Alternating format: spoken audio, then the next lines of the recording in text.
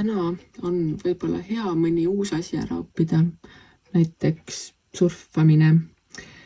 Aga selle uue asja õppimise puhul ära lase ennast esimestel nii-öelda kehvadel tulemustel heidutada, sest et keegi meist ei sünni midagi oskama ja seetõttu ongi vaja õppida.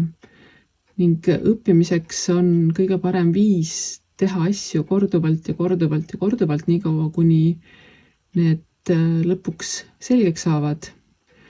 Ja selle õppimisega on ka see, et pead tasakaalukalt seda tegema, mitte sukelduma üle peakaela millessegi sisse, ilma et sa lõplikult sellest päriselt aru saaksid, et liiga palju uut infot korraga koguda võib-olla ei ole see kõige kergem ja kõige mõistlikum ja pikas plaanis ka kõige toetavam või lõplikult selgeks saav. Seetõttu on mõistlik teha seda õppimist väikeste sammude kaupa. Võta üks asi, õpi selgeks, proovi, katseta ja kui see on nii-öelda juba lihas mälus, siis võta ette järgmine asi ja niimoodi edasi, mis viib lõpuks sind sinu soovitud maailmapildi laienemiseni ning mine tea, võib-olla see toob ühel hetkel ka mõningaid uusi uudiseid laiast maailmast, mis toetavad selle õppimise kasutuselevõttu või hoopis vastupidi viid sina need oma õpitud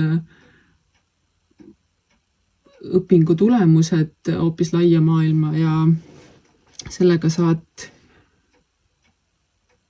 toetada ka teiste maailmapildi avardamist.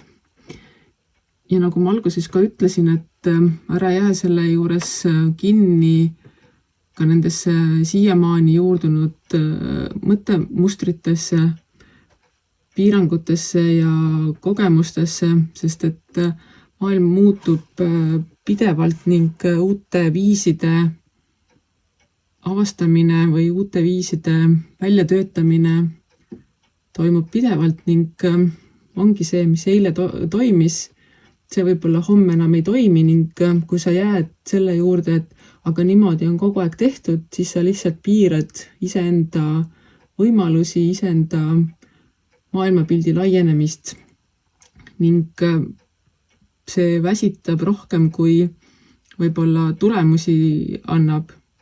Ehk et vaata üle need piiravad mõttemustrid, mida sa oled siiamaani endale korrutanud või mida ümbritsev maailm proovib sulle selgeks teha, et niimoodi on õige, niimoodi sa pead tegema, et kas need päriselt ka toetavad sind või väsitavad rohkem.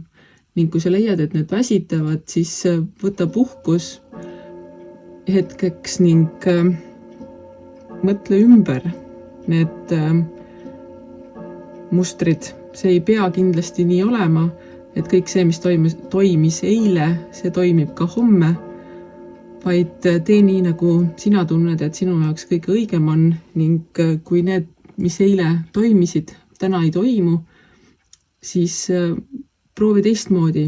Keegi ei saa sind takistada peale sinu enda. Nii et usalda elu.